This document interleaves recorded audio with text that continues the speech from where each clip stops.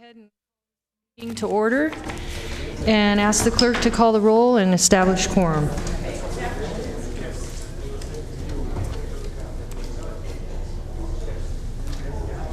Where's that music? A mic on. There we go.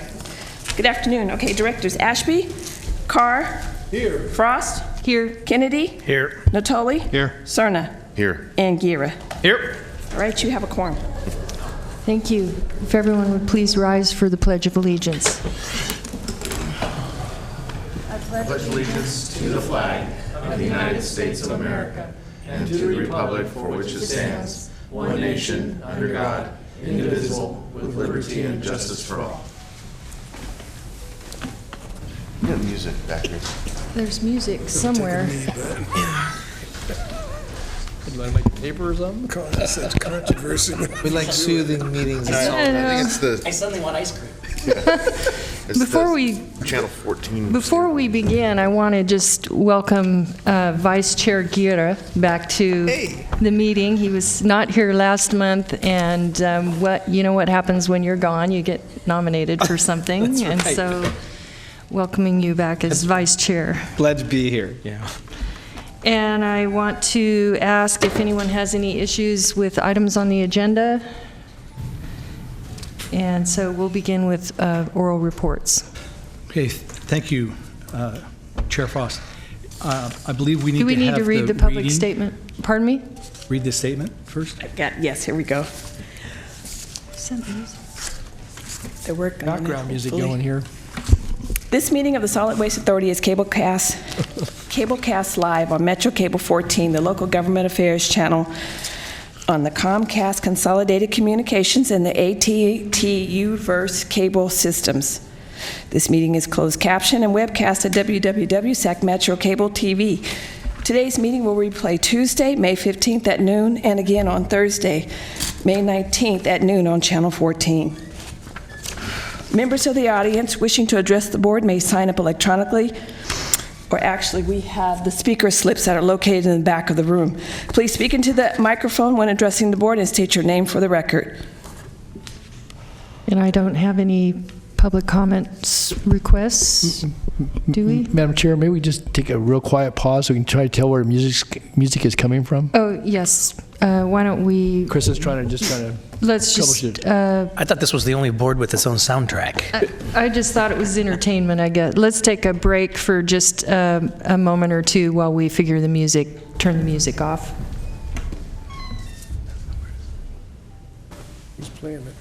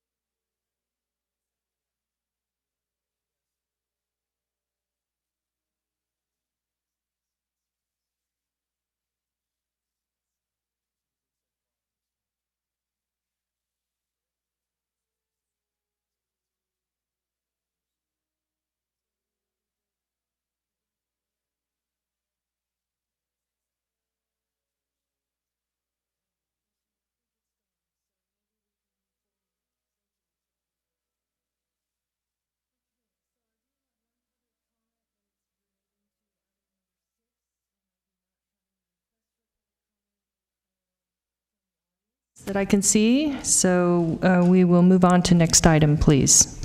Which is your general manager's report. Okay. Thank you very much. Members of the board, members of the public, thank you for being here today for our May meeting. We wanted to change it up a little bit and provide a little bit of information and transparency in our general manager's report today. So we did provide a PowerPoint for that. But there are just a couple of highlights that we want to make in terms of some of the items on the consent agenda. The first item is a little background about AB 901. It was passed in 2015. Passed in 2015. It does require facilities to submit tonnage reports directly to Cal Recycle, which is different. Currently, they have to. Thank you. Currently, they report to the county as part of our AB 939 reporting, but that will change with AB 901. It also imposes registration requirements on haulers of certain materials, and so from our standpoint, it's going to realign some of our SWA reporting systems, and it may mean that we have to make some code and/or ordinance changes down the road. We will have stakeholder input once 901 is the final draft, the final language is out later this summer, and hope to have something back to you as early as September with the impacts. I would also note that in your budget discussion today, we are asking for one additional person to be included in the SWA staff. That would probably be a solid waste planner 1 position, and it's because of the amount of the reporting that we see both from 901 and then from upcoming with SB 1383. We've also included in there a preliminary report for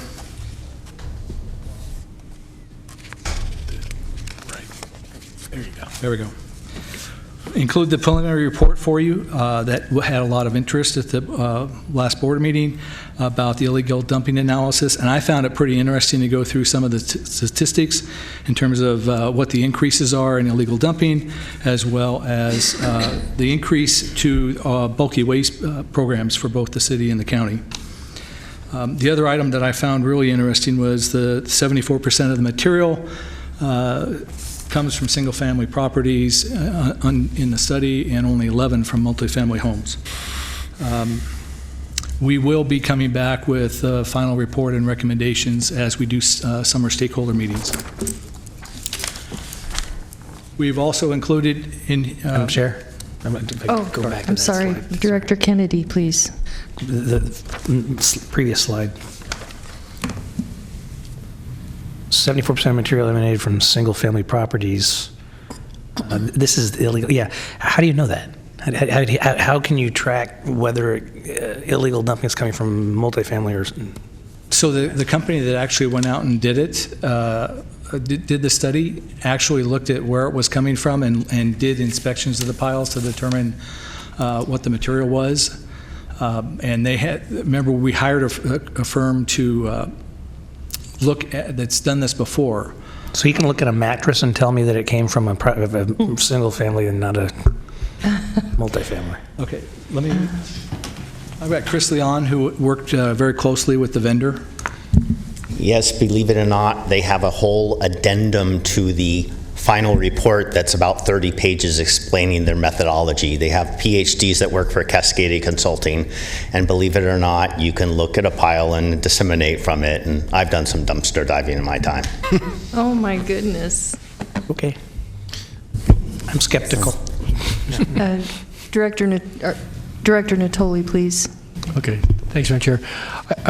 One of the things that I think when you come back, you're doing some analysis of illegal dumping, but going back many years ago when we embarked upon kind of the bulky waste free pickup once a year, and we had a process, and it resulted in some very large pickups and so forth. But over time, we migrated to this call-in, and then we had some delays in that, Doug, as you're well aware, at least on the county side of it, and getting to some of those, and I'm getting people express frustration about waiting. But I know that at the time, we actually built into the rates, at least on the county side of it, and there may be others who recall, but there was a cost built in there for that, and so. But now we get this. It's mentioned here on page 3 of the report that very few folks, a fraction of those, actually take advantage of that in any given year. It used to be that it was available. You sent out flyers. People could put stuff out. They didn't accumulate in their garage. It didn't mean we eliminated illegal dumping. But I guess it's piqued my curiosity, certainly as we looked at this. This isn't the final report. I don't expect any, a lot of back and forth or information today. But I think just the examination of where we've gone kind of evolved to, and this was going to be great. You could call in and get it. Well, you don't get it right away, and in some of the areas where you have more sparsely populated, you may have to, get grouped, and so you got to wait. And for a property owner that's going to be there for a while, but if they're antsy, they're moving out, they want to, get rid of the stuff, it may or may not make it to the dump, or they call, someone else and it doesn't make it to the dump. So I guess a little deeper analysis, and I don't think it needs a PhD to look at it, but I'd like to know a little more about that, because if my recollection serves me correct, and you can correct me if I am wrong, that at the time we instituted some of those things, going back at least 2, maybe even 3 decades ago, that there was a cost allocation built into that. It was built into the rates. It was, justified. It may now far exceed the cost, but we've really stepped that program back quite a bit from what it used to be. And I don't know if only a fraction of folks are actually taking advantage of the annual pickup. Then there is a benefit accruing to the fund as it relates to what was built in, what's kind of the part of the base charge for residential collection service. And yet we're seeing, maybe for some other societal and or other reasons, illegal dumping certainly, increase significantly in some areas, or at least be high in numbers. And so I'd like to have some analysis, I guess my point is, to that, around that, maybe a little bit of background of history, at least from the county side of the ledger, Doug, and again, I don't expect that today, and I just wanted to point that out, because I look at these stats, I found them interesting, but I also think that the utilization for the bulky pickup, as you've stated, has been far less than was contemplated. It may be expensive to provide that, but now we're still grouping that, and there's some delays. Maybe you've corrected some of that more recently. But and even those areas that are non-franchise, there were some issues this past year where it took a long time to get to some of those. And I know your department worked with our franchise collection parties there to get that corrected, but. I want to have a little more discussion around that, and maybe you can offer something today, so don't leave it totally silent. But I don't expect a big dialogue today, but I would like to have some more information as we go forward. No, that's great. And one of the factors too is where residents would take materials to. And so for the county, they've not raised rates at the transfer station or landfill since 2010. Their rates for car or pickup load are relatively very cheap. But some of the facilities some of the private companies that own transfer stations, their rates are significantly higher, and that's certainly driven more vehicles over to the North Area Transfer Station on Roseville Road. Our car volumes exceed 1,100 cars on a weekend. That's for the ones that get there, right? Yeah, and so if they can get there, and that's kind of the issue, that's a big factor in if somebody doesn't have a car to get there, is it ending up on the street instead? Okay. But we'll be happy to provide that. All right. Again, a little more in-depth understanding of that, nothing else. Okay, thanks, Manager. Director Cerna. No, I just wanted to dovetail off of what Director Kennedy had pointed out in terms of the interest in single-family versus multifamily circumstances related to illegal dumping. I just want to be clear that you're not necessarily saying that these figures are relative to rental versus owner, because in some parts of the service area you can have a substantial number of single-family homes which are actually rental units, correct? Correct. If we did break it out by rental versus ownership, do we have any data on that, or any understanding of what the figures tell us, or the percentages? That's a great question. The only one that comes to mind is that 50% of the single-family homes are rentals. I don't know, though, if you can group them. I'd have to go back to the GIS person who created, then say, okay, all the rentals in this neighborhood are rentals, so all I know is that the single-family is 50%. It would be interesting to know that, because I think we already kind of anecdotally know that many times, especially towards the end of the month, we're seeing increases in illegal dumping activity when sometimes it's not the tenant, it might be even the landlord that is contributing to the problem by taking personal belongings and literally just setting them on the curb, and that gets taken as illegal dumping. So if there is a way to maybe perform that exercise and come back and let us know, I for one would be interested in understanding a little bit better. And there might be a way with the heat maps where we track the addresses for illegal dumping and tie that maybe back into the assessor's office in terms of how many are single-family homes owned or rented. Sure, thanks. Director Guerra. Thank you very much, Madam Chair. I wanted to, a couple things, that I want to echo is the single-family homes that are rentals. In some of these communities, there's a lot of duplexes too. So, if you go into any one of these streets, say in the avenues, south 14th Avenue, you'll generally have a duplex on the corner of where the streets and the avenues intersect. And so, an increasing number of rentals in those places. So, I want to see if that's a factor.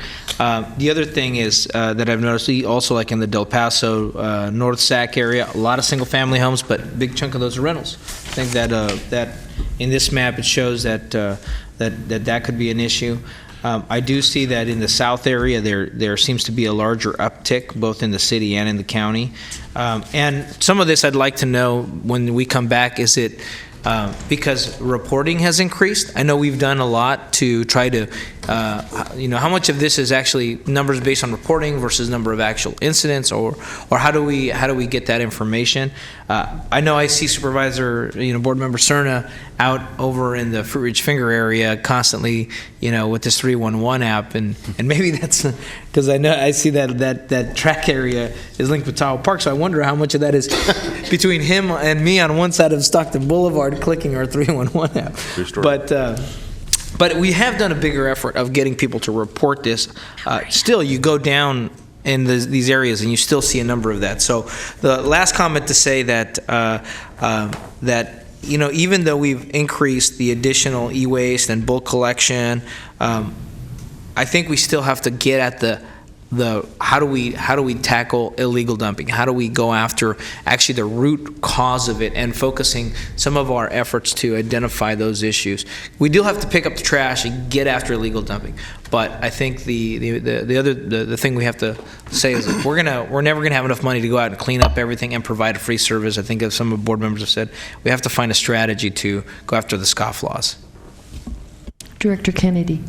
Yeah, just one more point. It's almost as though we're assuming too much that the illegal dumping is ending up where it started. A lot of this comes from other areas, so how you can tell whether it's rental, not rental, or multifamily, single family. The garbage that ends up on 46th Avenue, which is daily, I guarantee didn't come from within a block, so I don't know how you find that stuff out. But I'm not the garbage PhD. So. Well, we'll try and get some answers to your questions and concerns. I did want to point out on page 3 of 4, table 2, it does by the initial table on the map that we're going to show you in a minute, all revolve around the zip codes, and there is a table there that shows the number of instances with the instances per 100 population, as well as the percentage of rental properties occupied. So there is some of that information that's available, but we'll work with the consultant to see what we can And this is still the preliminary summary. This is just the preliminary. We need to spend more time over the summer looking at our next board meetings in September. Okay. Madam Chair?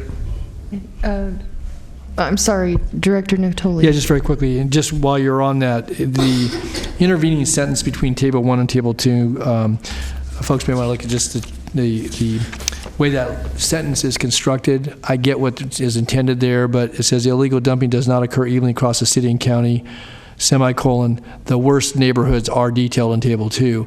Where the problem is greatest, because your chart says neighborhoods with the highest frequency and so forth. You don't want to start calling them the worst neighborhoods. That's not intended. I get it, but people take that out of context, and that begins to get inserted into somebody's listings for real estate or anything else. And so maybe just say what you mean there. I guess a little clearly. Very good point. Yeah, I don't know if my wife would appreciate saying worst neighborhood. No, I know, and that wasn't what they intended. I get it. It was tied there to the semicolon. That's why I said the semicolon. But okay, thanks.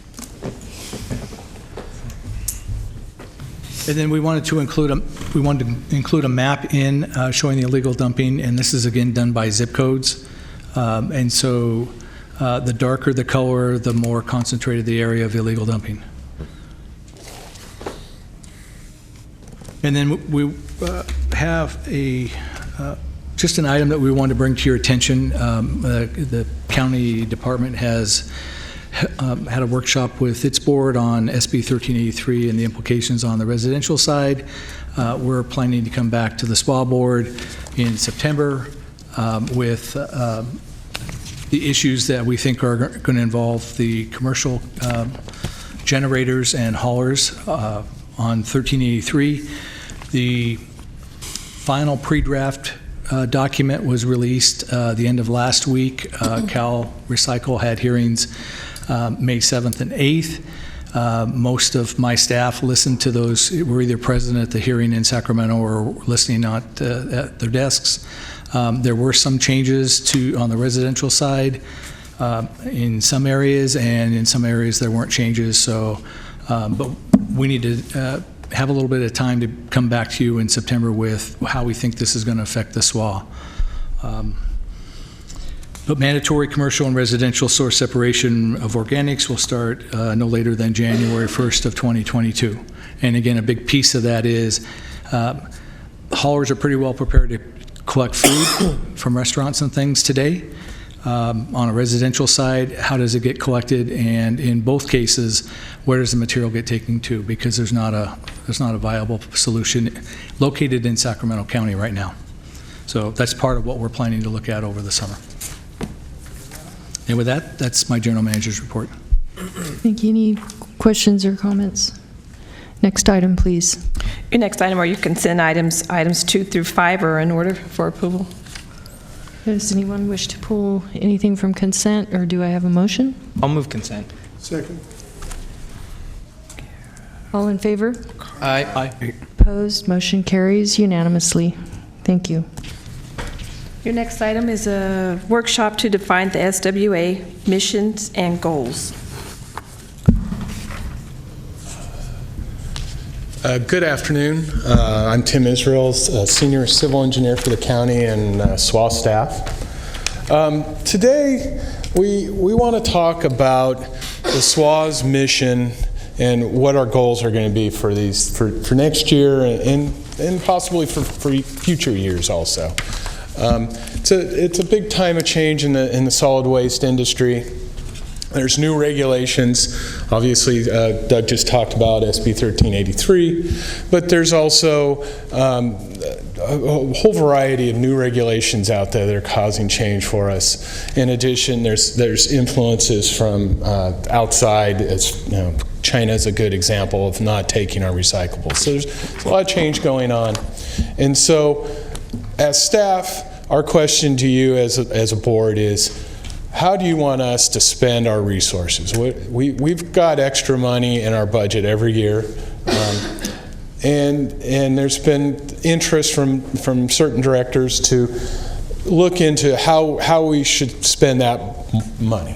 And so we want to talk about that today. And so what I'm going to do is talk a little bit about the SWA, the JPA, what it was formed, how it was formed, and then talk about different kinds of missions that we could look at, and then talk about that in a little bit more detail.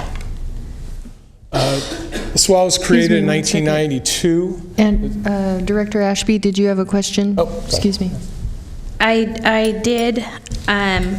Admittedly, I'm the newbie on the SWA board, but you said we have extra money in our budget every year, and that's why we're having the workshop, right, to consider what our options would be. And I know that the fiscal year budget is the next item, number 7, but I am just sort of curious, and maybe you're going to answer this in your statement, and if so, then I'll just, you tell me, and we'll move on.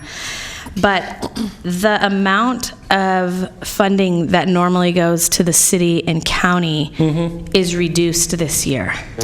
It is reduced, yes. Can you tell me the amounts? It looked like it was 1.3 or something like that for the county and a little bit less for the city, right? Yes. So that allocation that comes from SWA goes back to the city or the county. So without that, our general fund budgets will lose that funding, correct? Yes. Okay, so when you say there's extra money in the budget every year, are you counting that money that you normally give back to the city and the county as the extra money? Yes. Okay. So it's money that the SWA board could decide to spend on SWA items. As opposed to sending back to our jurisdictions. Opposed to sending back to the general fund. Right, okay. Thank you. I think we're going to discuss this. You're going to be going into all this Yes, further as and we will finish. talk about that a little bit later in this presentation, and then we can also talk about it on the budget side of things. I thought we got that straight. So I think that money's back in our budget. Yeah, and we did. So to make a long story short, we had, in a very draft proposal, it's talked about establishing a capital reserve fund, and we had shown in a draft budget most of the money being taken out of it. We've added that money back in, and what we're going to suggest is that the fund carryover from this fiscal year be used to establish a reserve fund. Either in all or part of it. But his question was slightly different than that. Is there still a reduction in the There allocation is. to the city and county, which I believe there is? There is. Correct. And that is a result of our proposed additional spending for extra staff, and it's essentially that. Okay. So, SWA background. The boundaries of the JPA are the same as the city and the county. The purpose of the original agreement was to basically provide a coordinated and cost-effective waste management system. Programs would have included pretty much this whole range of items that we talk about on a regular basis: recycling, household hazardous waste, and other related facilities and programs. So very broad range of solid waste issues that the SWA can address. We also have the ability to finance projects. So the SWA can go out and get financing to support projects if we decide to do so. Since the late 90s, though, the SWA has primarily focused on commercial solid waste regulation and of the solid waste collection and disposal activities.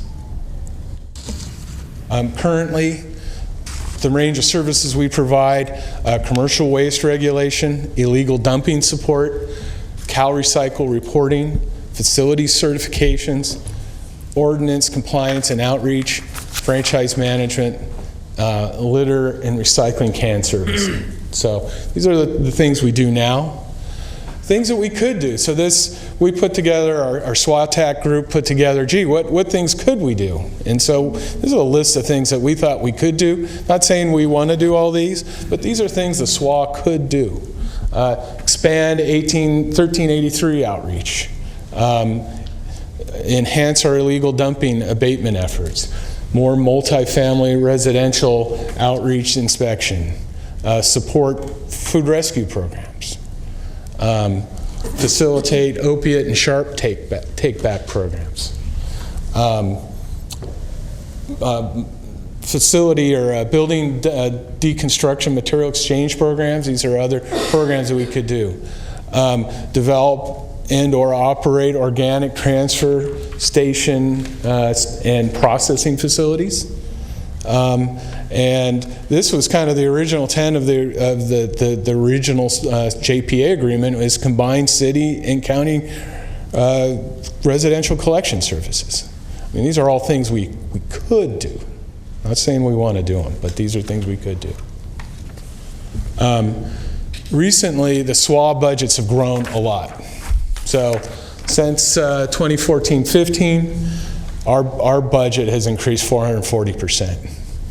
We added one staff member in that period of time. And we've had significant increases in spending with EMD, city and county code enforcement, and deployment of our street litter and recycling containers. And as just a side note there, we are recommending this next fiscal year an additional staff person. This is just a table of those budgets, and you can see revenue has gone up significantly in that period of time, and so has our spending. Distributions to the city and the county have fluctuated somewhat, but generally speaking, it's been between $1.5 million and $2 million a year. Our proposed distributions in this year's budget is $1.3 million, approximately. And this is this year's budget, just the proposed budget as far as the distribution of our spending. So you can see where 45% of our spending is still is going to the city and county disbursements, with significant spending on basically our code enforcement and EMD. So basically our efforts towards enforcing the SWA code and other regulations. So with all that said, the question is, what do we want to focus on? What do we want our mission to be? We have relatively limited staff, and to help kind of envision what these might be, we came up with 4 different kind of mission emphases, and we'll present that in a second here. And it's likely we'll do a combination of these missions, and so it's not one or another, obviously, but these are the sorts of things we think we could be focusing on. First one is basically doing what we currently are doing. So we would hold our current spending levels on the various programs that we are working on and continue moving forward. So legal dumping, the spending levels would essentially stay the same. Mission 2 would be enhancing illegal dumping work and abatement. And so dedicating more effort in that area, perhaps subsidizing more city and county collection crews to go out and address dumping issues. Mission number 3 would be enhanced commercial customer outreach. So basically we'd be looking at adding more staff members to get out there, work with our commercial generators to basically enhance commercial recycling and organics programs. Excuse me, Tim. Director Cerna had a question. Yeah, thank you. So fair to say that the consideration of enhancing any of these services, I guess missions 2 through 4, they are really, the ability to enhance those missions is really facilitated by the adjustment in the franchise fee? I assumed that the franchise fee would stay the same. No, I'm not suggesting it would change, but there was a change to it a few years back. Yes. Okay, so what I'm asking is the ability to enhance anything. How fair a statement is it to say we can consider missions 2 through 4 to enhance these various services because of the adjustment that was made to the franchise fee? Yes. Okay. Yes. So, given that answer, again, I said it, I think the last time we met, I'll say it again, the adjustment to the franchise fee at the time it was made, there was an ample amount of discussion and healthy debate about whether or not we should do that, and it was a split vote. But it passed in large part because there were arguments, including coming from this director, that the enhanced revenue be directed to address quality of life issues, including addressing illegal dumping. Now I'm seeing this mission 2 kind of treated on equal footing with the other missions, so that's a little confounding.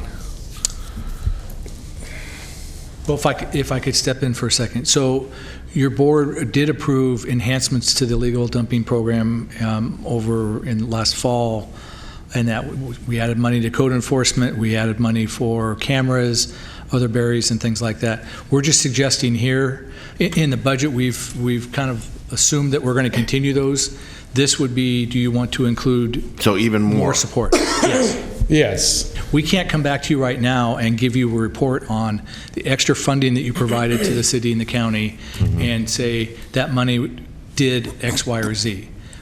There were delays in getting people hired, delays in ordering the cameras and things. I don't have any information that I can pass along to the board that said that how successful that is. And that's part of what we're trying to capture over the summer would be we added money, we augmented staff, and what was the result of that? Because I think that's really a big piece of, do we want to continue to put money towards those efforts if we're not going to produce results? Maybe there's a better way of doing it. Sure. So let me see if I can simplify what I'm getting at. My interest is in honoring the decision and the way the decision was made, 5 years ago, 6 years ago, whatever it was, in terms of how that revenue stream was going to be treated. I think we have an obligation to stand by the arguments we make to when we make those types of decisions affecting revenue. So as long as I can and others can understand that commitment has been appreciated by staff and has been implemented, I'm okay.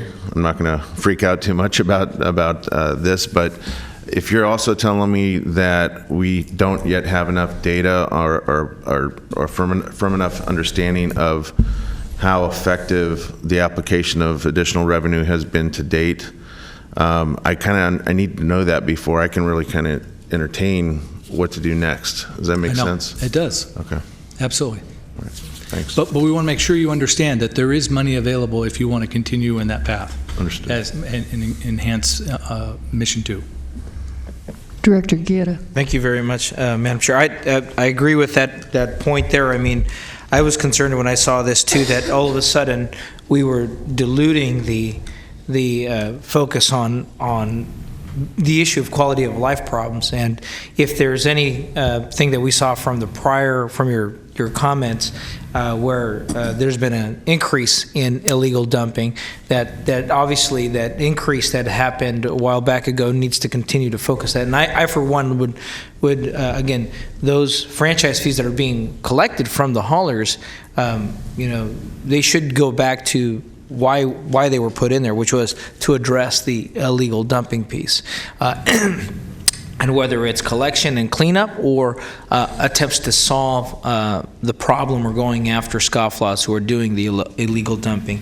And to me, I think that we need to maintain our state requirements and JPA obligations that are mandated by us, but the increase, any increase that we've seen needs, I think, continually to focus on that illegal dumping aspect. Before we go further, I'm just going to let everyone know that Director Guerra asked to speak, but didn't press the button request to speak, so I don't have a button. Oh, you don't have a button? No, the vice chair doesn't get a button. Oh, the vice chair doesn't get a button? Okay, sorry. I just wanted you to know that I was being fair with all of you. And so next is Director Carr. It's weird. You never give her a button. I didn't know the vice chair didn't get a button. Has the presentation been completed? Are you still No, presenting? I still got a little bit to go here. I'll wait till the presentation. Okay. Okay. Director Ashby, are you? I can wait too. Okay. Okay. So, all missions 2 through 3 hold the spending that we currently are spending on our programs at their current levels. So what we're really talking about here is what we're going to increase spending money on. Okay. And this is just a comparison of these types of these missions, but 5 years in the future. So what would these budgets look like in the 5 years from now when we ramp up, add staff, or add spending on operational issues? And so this is just an example of what things might look like. So with that said, these are some goals that we think we should be pointing towards this year, but these are obviously dependent upon your direction. So AB 1826 outreach. This is an ongoing and going to be a much bigger issue for our commercial solid waste generators. At the beginning of this year, it goes to what they're calling Tier 3, which is anybody who generates over 4 cubic yards of solid waste will have to have a dedicated organics collection. And so we want to get out there and help our commercial generators be ready for that. And actually that is part of one of our recommendations, is to add staff in to be able to do that for this year. SWOG code revisions. This upcoming year, AB 901 is going to require us to make some changes to the code. Continued illegal dumping and blight reduction support. We want to basically implement the recommendations that are going to be in this report that we've commissioned, and so we're right in the middle of that process. And then improve tracking and reporting of the effectiveness of these programs. And so, and then finally, we'll be supporting the PBIDs with their cleanup efforts with the pilot program that we approved in our last meeting here. Street litter and recycling can servicing, we want to continue that program, although we do not have expansion of the program beyond what we currently have in our budgets. And then finally, formulating a regional organics processing strategy. So we're going to be generating a lot of organics from both commercial and residential sources. And as Doug mentioned earlier, locally we don't have those facilities to either, one, transfer them, or two, process that material. So in conclusion, we have funding available to expand our programs if we wish. SWA staff and services will be growing in the future. It's just a question of where. And so the question to you is, how do we spend our resources? We put in some recommendations for this year. We recommend maintaining the code enforcement funding at current levels. We recommend we add a staff member to help, in particular, with the 1826 outreach and 901 issues. We have a staff member who was dedicated to that, but has been working mostly on illegal dumping and litter can issues. And then finally, establishing a capital reserve fund that would support future organics facilities if we decide to go down that path. So that is the conclusion of the it. end? Yes. Director Carr. Yes, thank you. You had a slide up earlier on the dumping per capita. How do we compare with other cities or counties or jurisdictions? For the illegal dumping? Yes. I could not answer that. Chris, do you have any numbers for us? Off the top. We can get back to you on that. So, I mean, it's critical in determining the mission. You have a lot of hows, how you would do things, services that will be provided, and things like that. But the mission of what we're trying to do has not been established. And I think it's up to this board to do that, and to leave it to you to formulate a strategy for doing it. For example, one mission might be that we want our streets free of dumping and litter, and we want to be in the top 25% of cities or counties or JPAs in California at a price that's in the median. That's a mission. Mm-hmm. And then you develop a strategy for getting there. We can say we want our waste disposed of in an environmentally responsible way. And then you come back with a strategy on how you're going to do that, especially if we can put a cost to it. that we want to dispose of it in an environmentally responsible way at a cost not to exceed something. And so on with the rest of the things that we're doing with our solid waste. How do we, in other words, how do we want the world to be because we exist? Because we're here, how does the world look? And that's the mission. And I think it's up to this board to kind of figure that out. I don't expect you to tell us what the mission is. I think it's up to us to tell you what the mission is. And Madam Chair, I think we need to perhaps have a short little work session where we can figure it out. What is it that we are trying to do? And then let the staff develop a strategy to get to that mission and a budget that supports that strategy. Does that make any sense? Absolutely. That's why we're here. I think that's what staff is asking for, and I think with the new legislation that's going to require organics, there's going to be some costly solutions. And so do we do that through the JPA, or does each entity do that alone? Is there a way that we can work with other municipalities and other areas to identify solutions for this organics by 2022 or whatever? I think that's why we're here today, is to say, should we partner on this through the JPA, or how do we want to, what road do we want to go down? Am I on spot? Yes. Spot on? Our staff's concern. What I'm suggesting is that we establish the mission of here's how we want our area to be, and at what cost do we want to pay for it. And then let staff develop a strategy for doing that. It could include these things that you're talking about, combining city and county trash collection or whatever. It could include a whole number of these how-to issues. Right. But because I'm not an expert on waste disposal, I'm really not in a position to say the best way. What I'm in a position to say is, here's what we're trying to do. Here's the mission. Here's how the world is going to be different because this organization exists. And then let the staff develop the strategy for getting to it.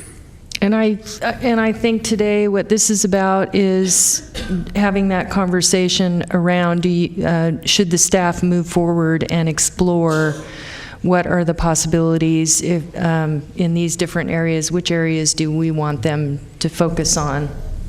Do we want them to focus on organics and all of them, and then come back and report? Or, I mean, that is part of the discussion today. I hear what you're saying. You're saying you identify the mission and just go after what it looks like. And let them develop the strategy. So, and okay. Whether or not we should go after organics is a strategy. Yeah, okay. So let's put that point taken. And did you have any other comments? No, that was it. Okay. To be continued on the discussion. Director Ashby? Thank you. So, bear with me, I'm still trying to kind of get the lay of the land here.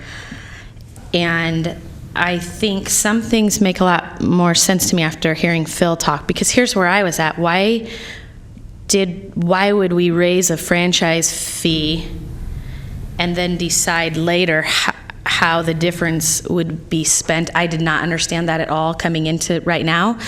But hearing Phil, it sounds to me like this board didn't do that. Sounds to me like this board, which sounds very much like all of them, that they would say, we'll do it, but we want it to go towards illegal dumping, because that makes sense to me. It doesn't make sense to me that the board would agree to raise a fee and then sometime later look at like 3 or 4 different options for how that money may or may not be spent.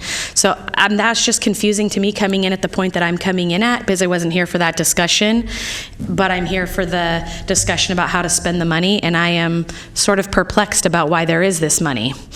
And I also ask a lot about the function of this board. I understand that it helps us with compliance issues. It makes a lot of sense to me when it included all the other cities, before they incorporated. But now that it's down to just the city and the county, I'm sort of confused as to whether or not this is the best route to go or if it's not. And I can tell you, Phil's comments, for the first time since I've come here, I thought, okay, that makes sense to me. But the rest of the time, I have just thought, what's happening?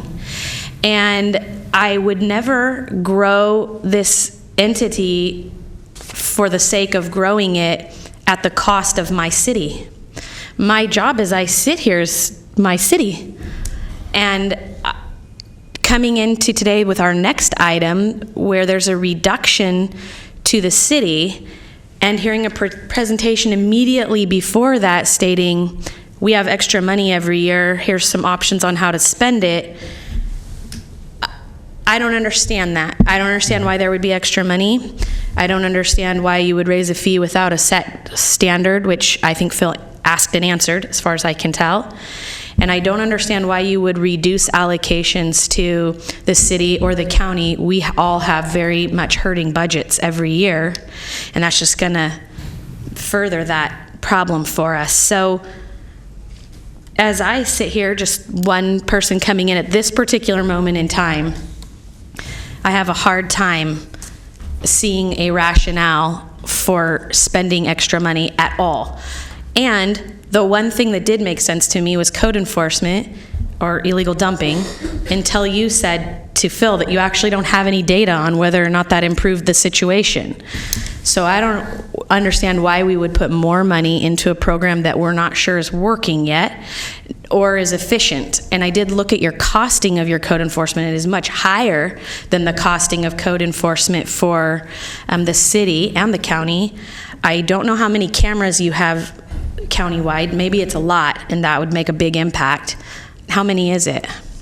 Well, in the last budget augmentation, we allocated $100,000 to both the city and the county for those two entities to buy the cameras they needed.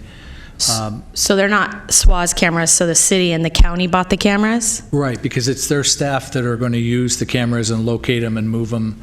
Yeah, it just further perplexes me. Why then wouldn't we just send the money to, why do we prescribe to the city and the county what the best need is for them when the county board doesn't presume, I don't presume that Patrick, Phil, and Sue need my help to determine, and Dawn, to determine what the best need is in the county for funding, whether that's cameras or more people. So I guess just from my standpoint, I'm having a hard time with why we would spend any additional money unless that money is going to help a lot of people and we don't have any background on how it would help people.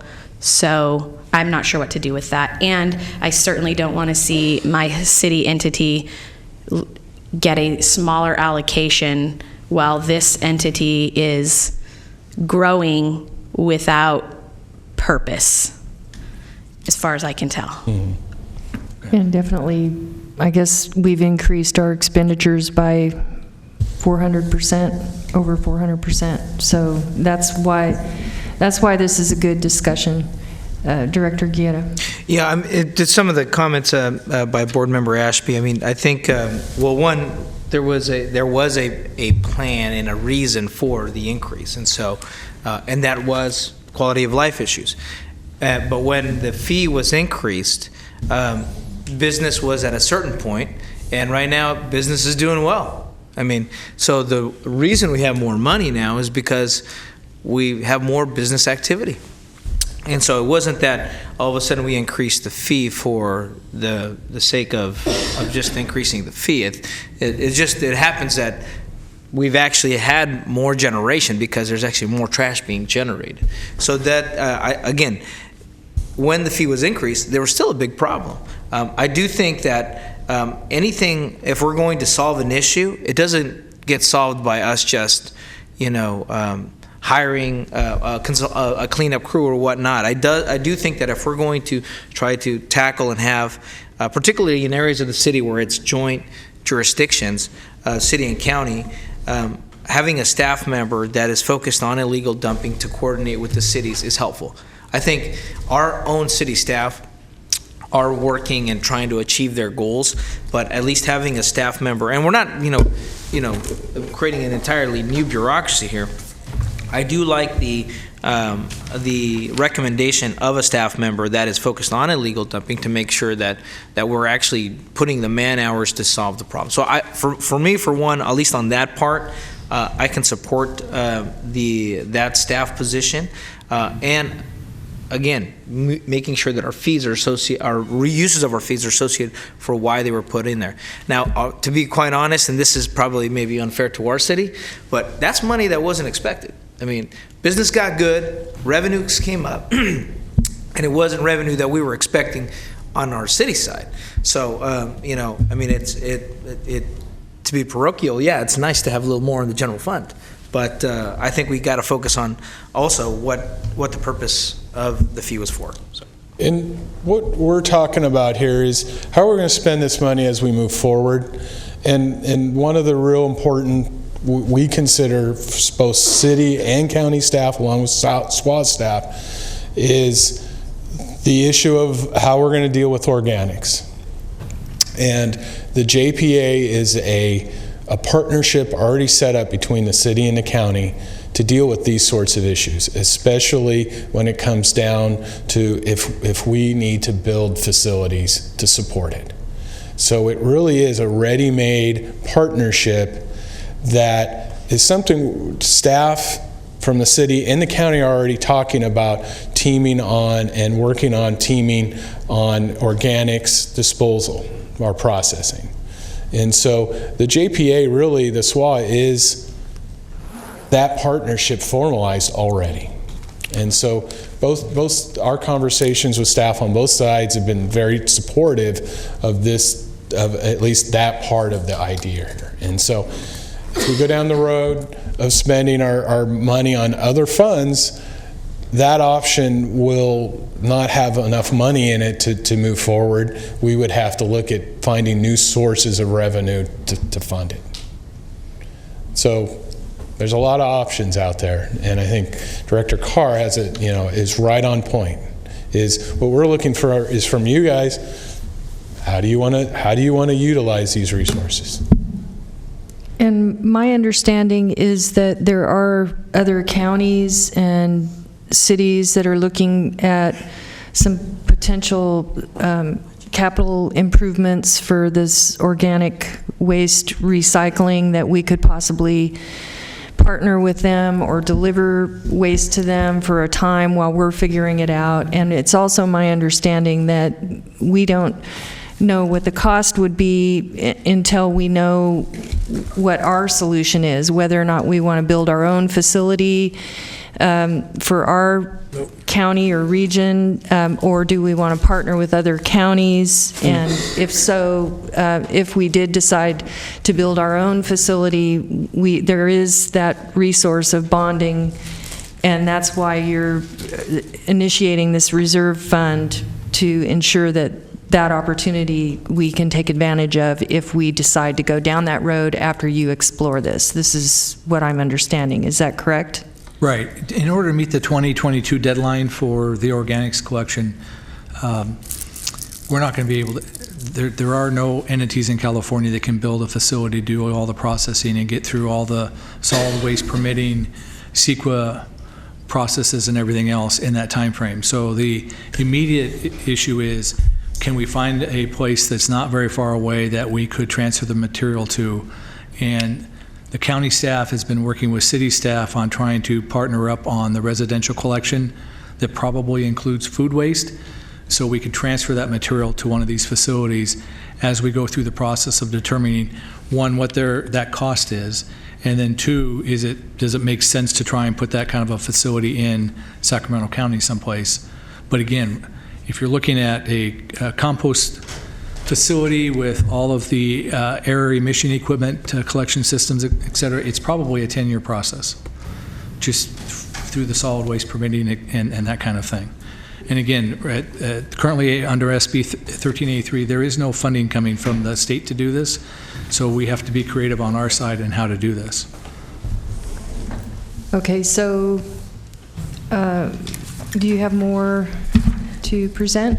Not on this item. We do have a public speaker on this item, and if no one has any other questions, I can call Evan Edgar forward to the podium. Hello. Hello, Chair and board members. My name is Evan Edgar, 1822 21st Street, downtown Sacramento for 25 years. Thanks for the workshop today. Its mission goals are overdue ever since Green Cycle was suspended 5 years ago. This organic problem needed to be solved.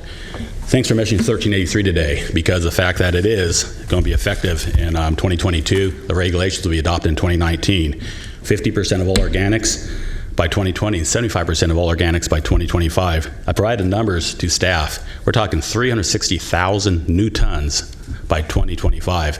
Staff has not contested the numbers. Those are real numbers. That's about 3.5 green cycles that we need to do. With regards to enforcement, there's going to be $10,000 per day fines. Who gets it? The city, the county, SWA? Good question. I support mission number 4, the enhanced organics.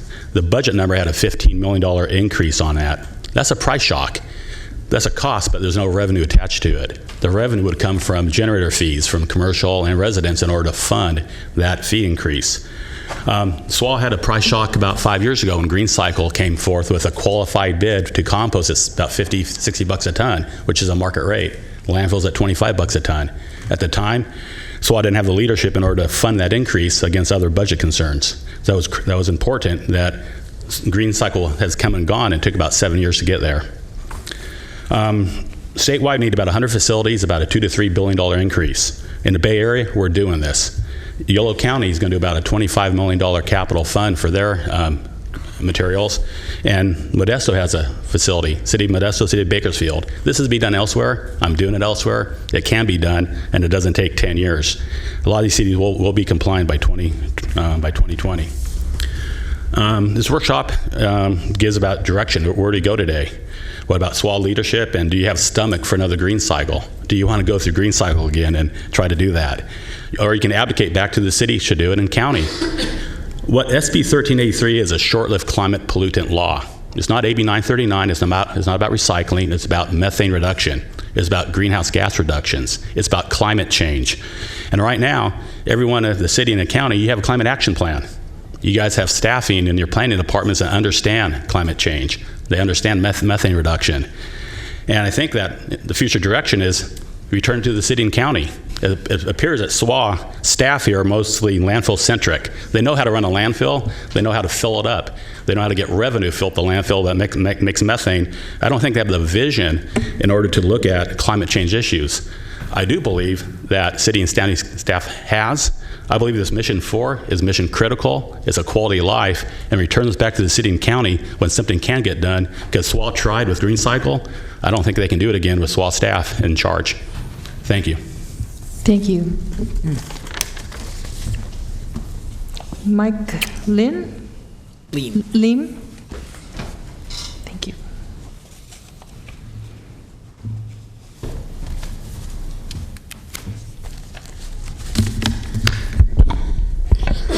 Good afternoon, Mike Lean, L&D Landfill. I wanted to speak to what Director Cerna got into and what Director Guerra followed up with, and that's that, and Director Guerra, I think, had got it right on when he talked about the fact that effectively the franchise fee rate was raised because of the drop in volume to keep the revenues at the levels that they had been before. And as Director Cerna said, the commitment was that if in fact it wasn't going to be used for solid waste related things, SWA related things, in fact what would happen would be there would be a reduction in the fee rate back to what it was, because now, if anything, I think volumes are at the same level and probably higher than what they were at the peak back in 5 and 6 and 7 and 8. So I want to reiterate that, and as a Sacramento County resident, investor in in Sacramento real estate, both on, obviously on the residential side, but also on the commercial industrial side.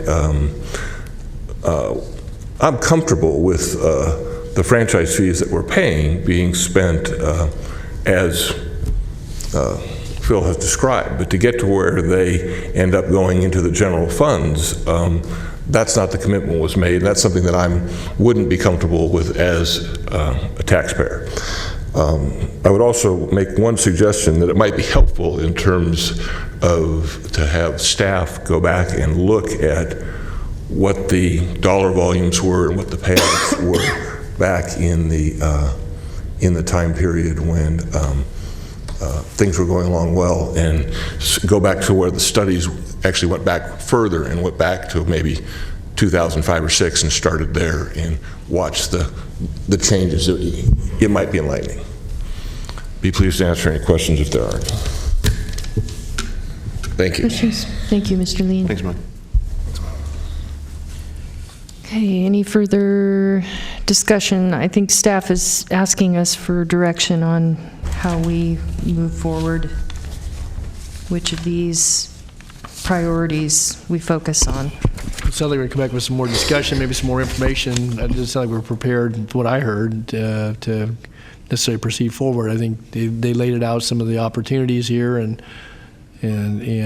routes we could go, but I think in light of what we've heard, and I think awaiting some other information, maybe we're better served, at least for the present time, to get some more information and let us talk about that. Obviously, we got a budget discussion about, the one out of position, but beyond that, I would just say that we got to, continue to keep this pended and on the front burner, but I'm not prepared to dive that deep into it today, and in light of what some of the information we don't have, and I think the commitments we've made thus far. So, okay. Yeah, I think we should. Yes. Chair, sorry. Go ahead. Yeah, I think we should get some more information in here. I think our previous guiding principles of the current responsibilities and then the addressing the illegal dumping, those need to be, I think, until we get more information back on these other issues. And believe me, I don't take light to the future obligations that the state has put on us and having to plan and prepare for that, because if we don't, we're not going to be able to come up with the amount of money that's required for some of these facilities in 1 year. And what that would do is put us in a position where, do we have to increase the rate again? And I don't know if at that point, we're going to have that serious conversation. So I think getting more of that information would be also helpful. Director Cerna. Thank you. So first of all, I appreciate Mike saying what he did. I agree with him wholeheartedly, and I'm glad we share the same memory about what happened a few years back. And so I'm certainly willing to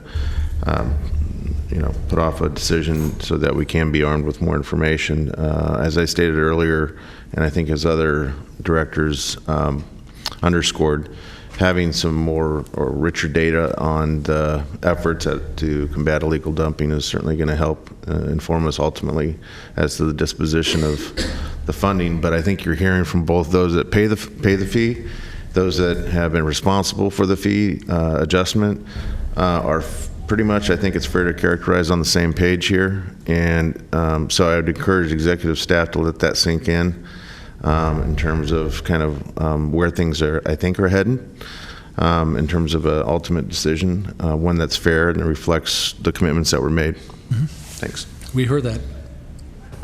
Okay, and Director Carr. Yes, thank you, Chair. There are a number of issues intertwined here. One, the fee, the franchise fee, whether or not we should exist at all is another issue, and what the mission should be and how we should state it. I firmly believe the mission should be stated from the perspective of the community that we serve, how it's going to be different as opposed to a listing of services that are provided. Be willing to work with you on developing one that we could bring back to the board. But I also really need to know what ground truth looks like. How do we compare? Are we worse off? Are we better than other areas or jurisdictions, so we'll know the areas that we need to focus on. So that's the type of information that I would like back, and I'd be willing to work with you on drafting a mission statement that's sort of like, here is how the community is better off because we exist. Thank you. Director Ashby. Thank you. So I agree with Councilmember Carr on all his points. I'd be looking forward to getting all of that information back. I think it will help. And then two other pieces. One is when Supervisor Cerna asked you if there was a direct correlation between the increase of the franchise fees and the amount of money that allowed us to do these projects, you said yes. And then Councilmember Guerra came back around and said the franchise fees are higher because businesses are doing better. So when you bring back the information for Councilmember Carr and the rest of the group, maybe you could explain to us why there's additional money. Is it because you raised the fee, or is it because business is better? I suspect it's a little bit of both. And if it is, I'd love to know the breakout of that and be able to see it for myself and not just hear it from anecdotally from people from the dais or the audience, either one. But something, I think all of the issues that I'm hearing here, we're struggling around like empirical data. Like, you didn't have a study on whether or not the code enforcement piece was working, but I assume you're working on that. So maybe bringing that back will be helpful to making that decision. I'd also like to add this notion that I need to understand how when this board makes a decision, it impacts the city and the county. So, for example, when each of those things, you did have that diagram up that showed how much the franchise fee would be reduced, or the allocation, I'm sorry, would be reduced to the city and the county based on which of the 4 subject areas we chose for our mission, right? Yes. I would love for you to talk to city staff and county, I would assume as well, to make sure that our administration, our professional staff understand how the decision made at this board affects our budgets on the other boards. That would make it easier to make a decision as well, because obviously we all want to address illegal dumping. So the vote in front of us, would you like to address illegal dumping or not address illegal dumping, is an easy vote. But when you pair that up with, do you want to reduce your city budget by, X number over a certain amount of years? I think that's important. When you have grown this expense budget 440% in 3 years, and the projection is to continue growing, that means a continued reduction to the city and the county, which eventually will have a much bigger impact. So we need to understand that when we're making the decisions on this board as well. So I think that needs to be more clearly illustrated. And then my last question is, as we move to this next item, I see that there's the 1 FTE in there. Is that reflective of the mission that is being discussed today? Or should the budget be put off until the mission comes back and is approved by this board? I am unclear on how those two things correlate, because I have never seen the budget as an item immediately following the mission and goals statement. Okay, I will cover that. Okay. Okay, so what I'm hearing is that we do not have enough information to really codify our mission, solid mission, and directors would like to receive more information on what those options on each of those what it would look like, what the numbers would look like, and a report back. I know we're not meeting until September, and we're about ready to lose Director Natoli, but I think we'll still have They still got a and Gira? Yeah, you're going to lose both of us in a minute here. Okay, okay. So we're soon not going to have a quorum, so now we need to ask if we have time to discuss the budget and give direction on the budget. How soon do you have to leave? I'm 15 minutes late. How fast can you give a presentation? Very quickly. Very quick, yeah. Okay, so do you have the direction you need? Okay. Quality of life is number 1 on the list. Yes. And we'll go from there. Okay, great, thank you.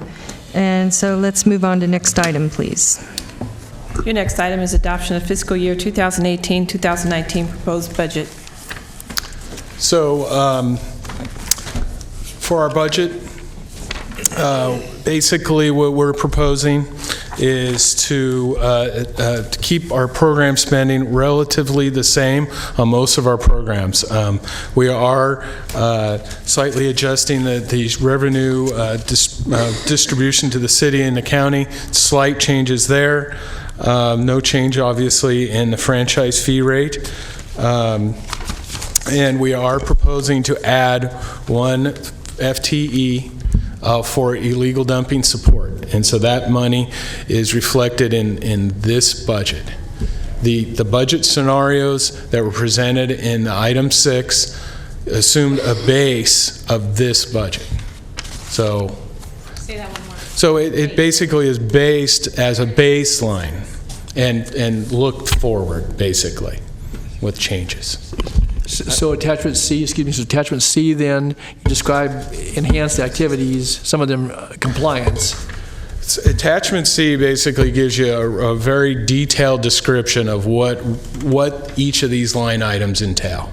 So what we did, instead of putting that detail, we haven't provided this level of detail to you. No, this is good. This is helpful. This is helpful. So this, if you want to take the time and go in and look at these for this proposed budget, so this isn't the final budget, this gives you a much more detailed description of what each of these line items entail and the work that's done in them. Madam Chair, just a quick question, and I know we're all on our time constraints here. So on page 4 of 6 under L2, again, it talks about that the Department of Environmental Management, I know Marie Wooden is in the audience, but I didn't want to get a lot of detail, but they're having to increase the number of inspections at businesses from basically 1,200 to 8,000 in 1 year? Yeah, so this is the tier 3 for AB or for 1826. So basically, this is that jump to where most of our businesses are going to be drawn into having this organic disposal services as a requirement if you're over 4 yards a week of solid waste. So how did the budget go down, though? So last year it was $770,000 for the budget adjusted, and now it's $540 this year, and they're going to do 60 or 5,800 more inspections? Etienne can give us very quickly. I don't know information. I'm just curious. Is that you sound like we're getting a better deal? Very quickly. Last year, the allocations to both county code enforcement and county AMD were one line item. This year, we split them into 2. That wasn't explained in your budget diagram here. Okay. So it was okay. That's all. Okay, Director Ashby. So, obviously, I didn't walk out, so you can still have your vote, but I am going to vote no because I am not going to vote for a budget that grows your base until the other parameters are addressed. In other words, I'm not a no into perpetuity, but I think the questions that Supervisor Cerna in particular asked, I need answers to those before I would agree to give you more money for more staff for code enforcement. So I'm going to vote no on this budget, but I stayed in the room so you could take your vote. I assume so there you go. Director Guerra. Yeah, Madam Chair, I'm going to make a motion to move this budget, and I think there still is more that we need to discuss. I mean, obviously our requirements for state requirements and even more unpredictable areas, we're going to require us to have a more thoughtful conversation about our priorities. But for the meantime, we need a budget, and we won't meet till September. So with that, Madam Chair, I'll move the budget as proposed with the changes. Second. And I intend to support the motion. I guess, do we have to have a 4-month hiatus before we can come back? If we've got some focused discussion today, and I guess if we all had understanding that we need to have a little more time to do that, we'll be able to adjust our schedules accordingly. So I guess I would just offer, again, if staff thinks it might be helpful, and certainly we're in agreement, we may want to convene before September to have a little more discussion rather than come back with a final budget, and then we still got all these issues hanging out there. So. And maybe in August. I think we're all on break during. Yeah. June and July. So. Yeah, we can do that. Okay. So do we need a vote to move this forward, or are you just asking That's for the motion, direction? yeah. Oh, yes. So all in favor? Aye. Aye, and opposed? No. Is Director Ashby, and so motion carries. With Director Ashby voting no, yes. Yes, and next item, please. Your last item is your comments from the public. I don't have any comments from the public, and so next item, does anyone have any further comments? I guess we're going to look at maybe a meeting for August and So we're going to look for a meeting in August, and you'll notify us? Yes. And that being the close of business, this meeting is adjourned. Thank you.